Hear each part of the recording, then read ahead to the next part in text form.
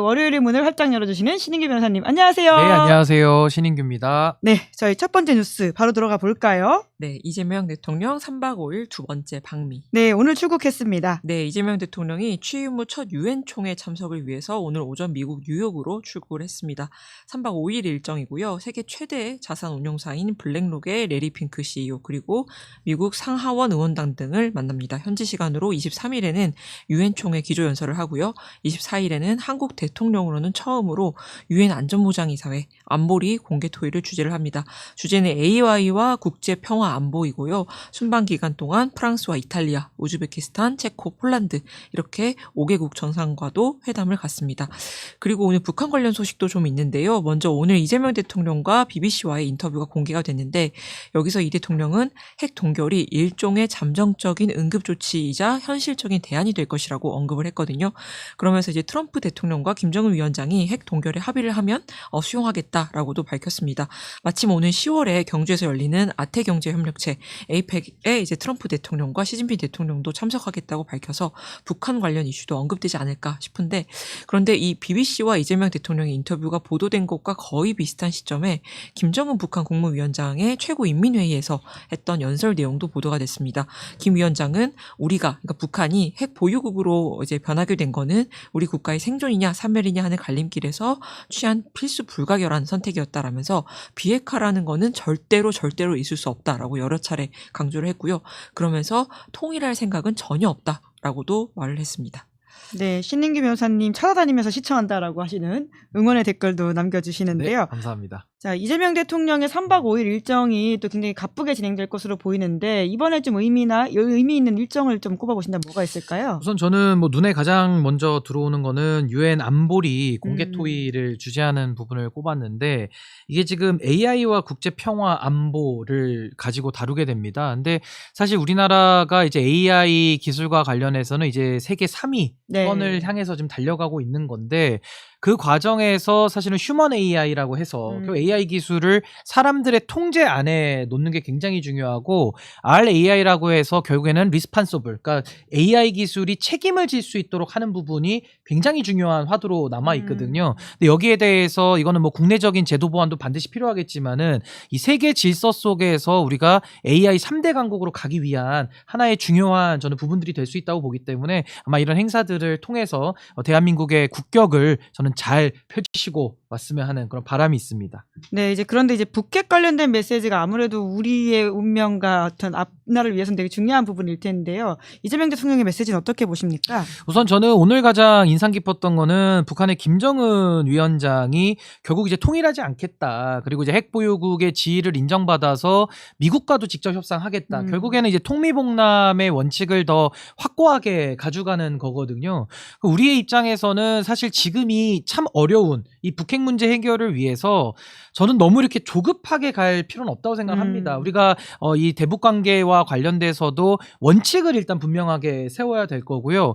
북한 입장에서는 통일을 안 하겠다라고 이야기를 합니다만은 우리 입장에서는 통일을 또 하겠다라고 하는 우리 헌법의 선언을 또 이루어야 될 책임이 분명히 있기 때문에 저는 우리가 북한의 어떠한 반응 하나하나에 끌려다닐 필요는 없고요. 원칙을 가지고 어떻게 그러면은 이 남북 통일을 우리가 이뤄가겠느냐. 새로운 새 시대의 저는 통일 비전을 더 만들어 나가는 것이 중요하지 않나 이런 생각이 들고 특히나 이 북중러 지금 공조 체제가 굉장히 두터워지고 있는데 저는 이 북중러 관계 속에서도 사실은 그 균열이라든지 우리가 치고 들어갈 공간은 분명히 있다고 생각합니다. 전통적으로 북한과 중국과의 관계가 지금은 좀 가까워지고 있지만 본질적으로 서로를 또 믿지 못하는 부분들도 분명히 있거든요. 그렇기 때문에 우리가 또 중국과의 관계 또 북한과의 관계들을 차근차근 저는 원칙을 가지고 대응해 나가는 것이 지금 우리에게는 가장 필요한 거 아닌가 그런 생각을 좀 했습니다. 네, 두 번째 키워드 넘어가 볼까요? 네, 한학자 구속심사 출석. 네, 이제 곧 구속 여부가 결정되는 거죠? 네, 오늘 오후 1시 30분부터 서울중앙지법 정재욱 영장전담 부장판사 심리로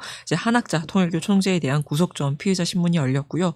한학자 총재는 오늘 검은 옷을 입고 휠체어를 탄 채 모습을 드러냈습니다. 취재진의 질문에는 답하지 않고 법정으로 향했고요. 심사를 마치면 이제 서울구치소에서 결과를 기다리게 됩니다. 구속 여부는 이르면 오늘 저녁, 늦으면 내일 새벽에 나올 예정입니다. 통일교 관련 보도는 계속 이어지고 있는데요. 오늘 한국일보 단독에 따르면 국민의힘 전당대회를 앞두고 권성동 의원뿐만 아니라 출마를 준비했던 국민의힘 유력 정치인들도 통일교 측에 지원을 요청했다고 합니다. 김건희 특검팀에서 이제 건진법사 전성배 씨와 윤용호 전 통일교 세계본부장이 주고받은 메시지 내역을 분석하고 있는데, 윤용호 씨가 이제 건진법사에게 내년 전당대회에 어느 정도 규모가 필요한지, 윤심은 어떤지라고 물으면서 몇몇 잠재주자들도 요청이 왔다라고 얘기를 했습니다. 이에 건진법사는 윤심은 변함없이 권선동 의원이죠. 권이라고 답을 하면서 몇몇 잠재주자들에 대한 평가를 짤막하게 남기기도 했는데, 이렇게 언급된 사람들에게까지 수사가 더 커질지는 지켜봐야 될 것 같습니다. 이 특검 소식 하나 더 말씀을 드리면요. 어제 오전에 내란 특검팀 사무실에 출석했던 심우정 전 검찰총장이 17시간 반이 넘는 조사를 받고 오늘 새벽 3시 반에 넘어서 집으로 돌아갔습니다.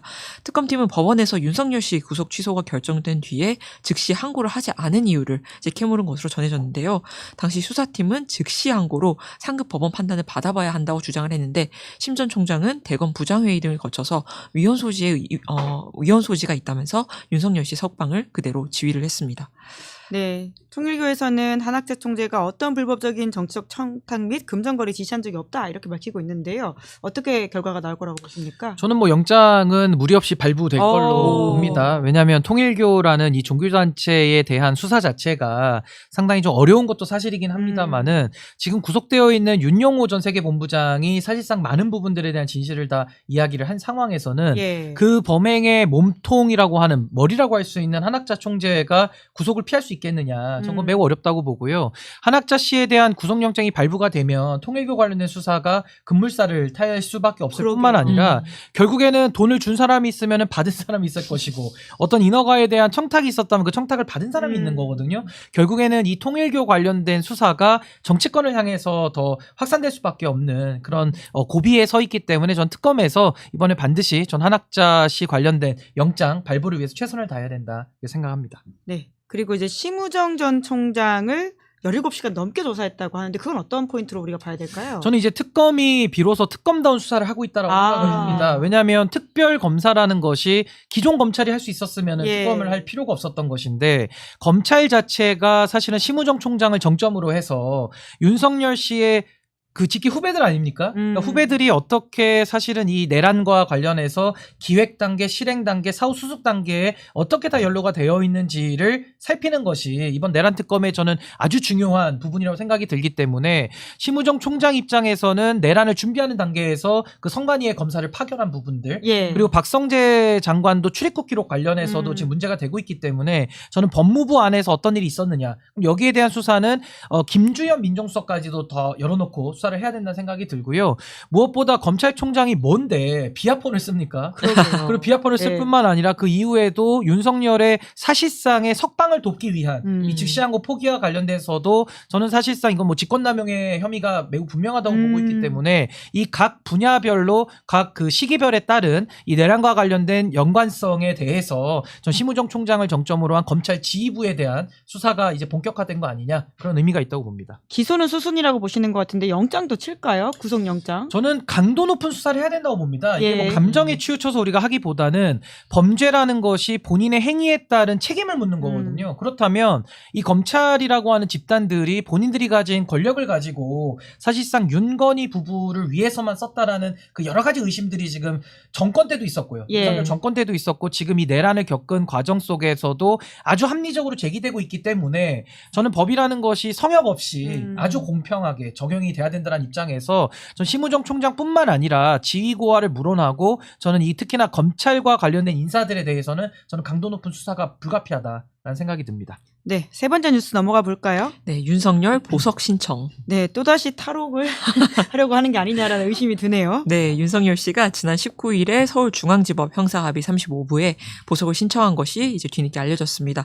지난 7월에 다시 재구속된 지 이제 약 2달, 70여일 만인데요. 오늘 26일 이번 주 금요일에 첫 공판기일을 앞두고 있는 시점이기도 합니다. 윤석열 씨 변호인단은 실질적인 방어권 보장을 위해서 보석을 청구했다라면서 이제 건강 사유와 공소 사실의 부당 부당성도 있다라고 설명을 했습니다. 지금 내란 재판은 불출석 중인데 보석이 허가가 되면 성실히 출석할 것이다라는 입장인데 이 앞뒤가 맞는 말인지는 잘 모르겠지만 아무튼 아직 보석 신청에 대한 검찰 측의 의견 제출이나 신문 기일 지정은 이뤄지지 않았습니다. 법원이 이제 조만간 보석 신문 기일을 정할 예정이고요. 그리고 윤석열 씨 아내인 김건희 씨 소식도 있습니다. 김건희 특검팀이 기소한 사건들에 대한 재판이 이번 주부터 본격적으로 시작이 되는 건데 서울중앙지법 형사합의 27부가 오늘 24일 그러니까 수요일 오후 2시 10분부터 김건희 씨에 대한 첫 공판기일을 열 예정입니다. 아까 들어온 소식에 의하면 서울중앙지법은 김건희 씨 재판 법정 촬영을 허가를 했다고 합니다. 김 씨 의혹과 관련된 인물들의 재판도 줄줄이 이어지는데 오늘 서울중앙지법 이제 형사합의 26부는 이른바 김건희 집사로 알려진 김일성 씨의 첫 공판 준비기일을 열고요. 내일에는 서울중앙지법 형사합의 33부에서 건진법사 정선배 씨에 대한 첫 공판 준비기일이 열립니다. 네, 뭐 안 되겠지 하면서도 또 이제 불안해하는 마음이 있거든요. 이번 보석 신청이 인용될 가능성이 있다고 보십니까? 그러니까 이게 참 당위론적으로는 영장, 그러니까 지금 구속돼 있는 상황에서 보석을 할 수가 없는, 예. 그러니까 나올 수가 없는 상황에서 보석 신청을 하고 있는데 국민들이 가지는 불안감은 지기현 재판장 같은 판사가 또 없으리라는 보장이 있냐. 그러니까 여기에 대해서도 보석이 또 인용이 돼가지고 윤석열이 석방돼 나오는 거 아니냐. 네. 이걸 굉장히 이제 불안해 그렇죠. 하시는 거거든요. 근데 저는 뭐 법적으로만 설명을 드릴 수밖에 없기 예. 때문에 결국 법적으로는 보석에 대해서 신청됐을 때 인용될 수가 없는 거죠. 왜냐하면 내란 재판도 있고요. 지금 내란 재판부에다 한 건 아니고 특수공무집행 방해라고 하는 후에 특검이 기소한 그 재판부에 대해서 보석을 신청한 것인데 검찰 측에서 의견서를 내면 결국에는 이 내란과 관련된 사형과 무기징역밖에 없는 내란 수개인 점과 또 지금 보석을 허가할 수 없는 여러 사유들이 있거든요. 그런 차원에서 저는 보석 신청이 인용될 가능성은 없다. 라는 말씀을 분명하게 드리고요. 예. 다만 윤석열 씨 쪽에서 저렇게 나오는 이유는 최근에 김용현 그 전 장관도 기피 신청을 했거든요. 예. 그러니까 이런 것들이 자꾸 재판을 지연시키고 내지는 이런 식으로 통해서 기사화되면서 이걸 가지고 정치 쟁점화를 하겠다. 이런 의도가 너무나도 명백하기 때문에 전 사법부가 흔들림 없이 법과 원칙대로 구속을 통한 전 재판을 계속 이어가야 되는 것이고 박근혜 전 대통령 같은 경우에도 4년 동안 구속 재판을 받았습니다. 예. 그러니까 보석이 인용되지 않았거든요. 예. 그러니까 저는 윤석열, 박근혜 둘을 비교한다면은 훨씬 더 중한 상황에서 보석은 웬 말이냐. 재판이나 성실하게 받아라. 그 말을 꼭 해주고 싶습니다. 네, 근데 본인이 지금 실명 위기에 놓여 있고 생존 자체가 염려해야 하는 상황이다 이렇게 주장을 하고 있거든요. 그 체포영장의 집행을 물리적으로 방해할 만큼의 힘을 가졌다고 보면요. 수감 생활을 하기에는 충분한 건강이다. 제가 의사는 아니지만 예. 충분히 그렇게 아주 합리적인 평가를 예. 할 수 있다고 저는 봅니다. 그렇네요. 생각해보니까 그때 보였던 물리력을 보면 된다라는 말씀을 하셨는데요. 김건희 씨 재판 관련해서 혹시라도 좀 포인트를 짚어주실 게 있으실까요? 뭐 이제 김건희 씨 같은 경우는 이제 지금 들어간 이 여러 가지 뭐 목걸이 사건이라든지 여러 가지 그 소위 말한 권력을 사유화했던 이 부분에 대한 수사의 결과를 이제 처음 보는 것인데 앞으로 추가 개소건이 너무 많아요. 그러니까 지금 뭐 통일교 수사부터 해가지고 윤석열과 관련된 이 소위 말하는 V0 그러니까 결국에는 윤석열 시대에 있었던 모든 부정과 부패의 끝은 김건희다라는 주장들이 이제는 하나하나씩 확인되고 있기 때문에 이 재판 외에도 추가 기소건이 매우 많다. 그래서 앞으로 이제 시작이다라고 저는 봅니다. 시작이다. 네, 다음 뉴스 넘어가 보죠. 네, 대왕고래 프로젝트 최종 실패. 네, 나올 때부터 그런 예정이 해보긴 했었죠. 네, 어제 한국석유공사가 대왕고래 구조에 대한 추가 탐사는 없다라고 발표를 했습니다. 지난해 6월 3일에 윤석열 씨가 직접 대왕고래 프로젝트를 발표한 지 약 15개월 만에 첫 시추가 실패했다고 밝힌 건데 결국에 이제 경제성이 없다라고 최종 결론이 나온 셈입니다. 다만 동해심의 가스전 프로젝트는 계속되는데요. 이 대왕고래라는 게 정부가 시추 대상으로 삼았던 7개 구조 중에 규모가 가장 클 것으로 예상됐던 한 구조의 이름이고 나머지 6개 구조에 대한 시추는 정부가 아닌 외국계 기업이 투자를 해서 진행할 예정입니다. 경향신문 단독 보도에 따르면요. 이와 같은 결정이 발표된 같은 날에 김한규 민주당 의원이 석유공사 2024년도 조직성 평가 결과 보고를 이제 공개를 했는데 동해탐사팀은 S등급을 받았습니다. 평가 대상이 104개 팀 중에 S등급을 받은 팀은 이 동해탐사팀을 포함해서 8개 팀뿐이었는데 석유공사는 이 평가 결과를 바탕으로 이달 말까지 개인별 등급을 산정해서 성과 연봉을 연말까지 지급할 예정입니다.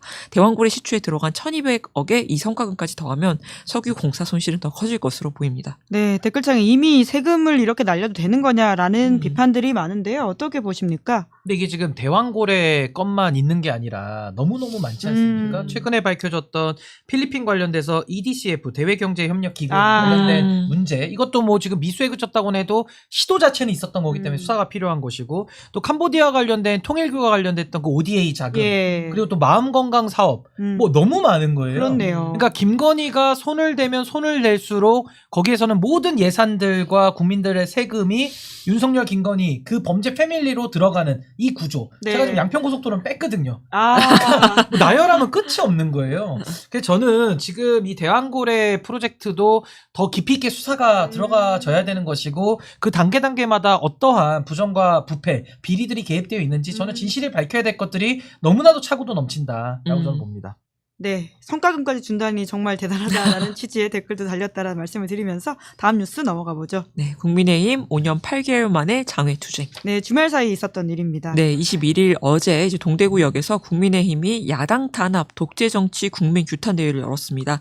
국민의힘이 장외투쟁을 한 건 5년 8개월 만인데, 연단에 선 장동혁 대표는 이재명 대통령의 재판을 빨리 열어서 이재명 대통령을 끝내야 된다라고 주장을 했습니다. 일부 참가자들은 윤 어게인 구호를 외치기도 했는데, 사회자가 행사 성격과 맞지 않은 구호는 외치면 안 된다라고 제지를 하기도 했습니다. 오늘 정청래 민주당 대표는 국힘의 장외투쟁을 이제 장외투정이다라고 비판을 했고요. 같은 국민의힘 소속인 김재섭 의원도 SBS 라디오에 나와서 자신은 그 장외투쟁에 불참을 했다면서, 야외투쟁은 국민 여론이 확실히 뒷받침되고 딱 이제 기폭제 역할을 해야 되는데 아직 국민의힘에 대한 국민들의 불신이 있는 상황이라고 냉정하게 평가를 하기도 했습니다. 국민의힘은 오늘 27일에 서울에서 다시 한번 장외투쟁 집회를 열 계획이고요. 이 와중에 이제 여야의 첫 협치 산물이었던 여야 민생경제협의체는 좌초될 위기에 처했습니다. 민주당은 국민의힘이 일방적으로 일정을 파기했다면서 제 논의는 없을 거라고 밝혔습니다. 네, 이번 장외투쟁 어떻게 평가하십니까? 그러니까 저는 이제 국민의힘을 보면 이제 보수의 종말은 종착점이 아니라 이미 지나온 정거장 아닌가 그런 생각이 듭니다. 이제 어떻게 망해가는지를 우리가 다 보고 있는 건데, 사실상 야당 탄압이다, 독재 정치다라는 구호 자체가 허수아비 때리기 아니냐. 좀 더 무속적으로 표현을 해보면 유령과 귀신과 싸우는 거 아니냐. 그러니까 존재하는 대상을 갖다가 비판을 하고 국민적 민심을 담아서 야당이 행보를 해야 되는데, 전혀 국민적 민심과는 180도 멀어진 상황에서 자기들이 하고 싶은 말만 하는 거예요. 그러다 보니까 어디까지 갑니까? 이재명 대통령 재판받으라는 얘기까지 가는데, 아니 이거는 불소추 특권에 의해 가지고 대통령 당선이 됐기 때문에 각 재판부가 추정을 한 거 아닙니까? 그러니까 이건 재판이 없어진 게 아니라 대통령 임기 끝나면 그때 가서 또 시작하는 거예요. 네. 그러니까 너무나도 당연한 얘기, 우리 헌법에 규정된 내용들을 가지고 그거 잘못됐다 이런 식으로 따지고 있으니까 국민의힘에 대해서는 뭐 더 이상 제가 해줄 수 있는 말이 없고요. 그냥 장외투쟁 더 열심히 하시고, 다만 이제 저게 퇴로가 좀 필요할 텐데 저런 식으로 가가지고 이재명 대통령께서도 그 통합의 정치라는 명분하에 손을 내밀 수 있겠는가, 스스로 더 고립시키는 거 아닌가, 저 그런 생각이 듭니다. 네, 그럼 끝으로 신인규 변호사님의 날카로운 시선으로 이번 주의 핵심 정치 사진을 살펴보는 시간인데요. 신인규의 원샷 원킬 어떤 사진이죠?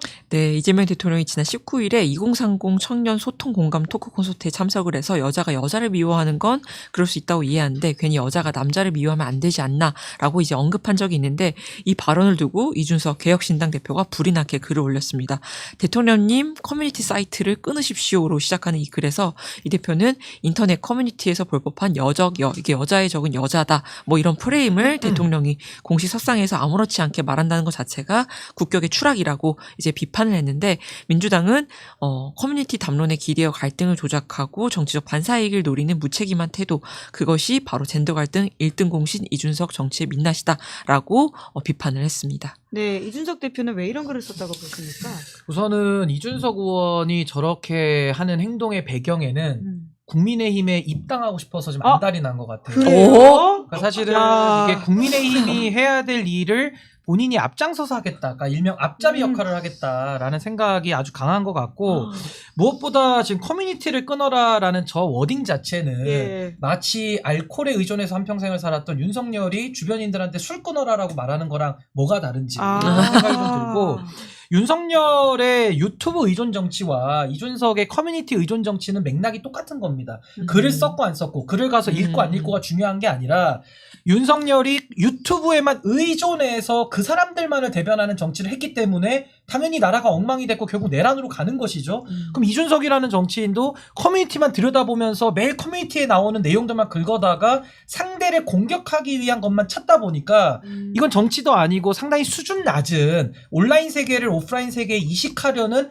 아주 엉뚱한 시도라고 저는 보거든요. 그래서 본인이 뭐 글 쓴 거 있으면 갖고 와보세요 이러는데 이준석 의원이 커뮤니티 글을 퍼나르는 걸 제가 증거를 수십 개를 더 넘게 갖고 있어요. 단체방에서 그렇게 커뮤니티 글을 퍼날른 사람인 거를 제가 다 알고 커뮤니티 퍼나른 게 증거가 수두룩 빽빽 넘치는데 예. 커뮤니티 의존 정치를 본인이 안 하고 있다는 얘기입니까? 그러니까 이건 정말 스스로 얼마나 부끄러운지를 모르는 발언이다. 예. 저는 좀 진중하게 그냥 이준석 의원 조용히 국민의힘 들어가는 게 맞지 저렇게 국민의힘 들어가고 싶어가지고 그 국민의힘에서 못하는 내용들을 본인이 앞장서서 하겠다라는 예. 게 참 저렇게 해서 국민의힘 들어갈 수 있을지 그것도 잘 모르겠습니다 저는. 근데 일각에서 내년 지방선거에 이제 국민의힘과 연대할 가능성, 특히나 이제 오세훈 시장, 유승민 전 의원, 뭐 심지어는 오늘 이준석 대표가 홍준표 전 시장 포함해서 뭐 새로운 정치를 위한 방향성을 설정한다고 하면 대화할 거다라고 이야기했잖아요. 그건 어떻게 보세요? 그 이제 전혀 새롭지 않은 인물들끼리 뭐 새로운 정치를 놓고 대화를 하겠다고 하니까 뭐 대화를 아무리 많이 해도 새로운 방법론을 찾아내기는 매우 불가능하지 않을까. 그리고 지금 언급된 인물들이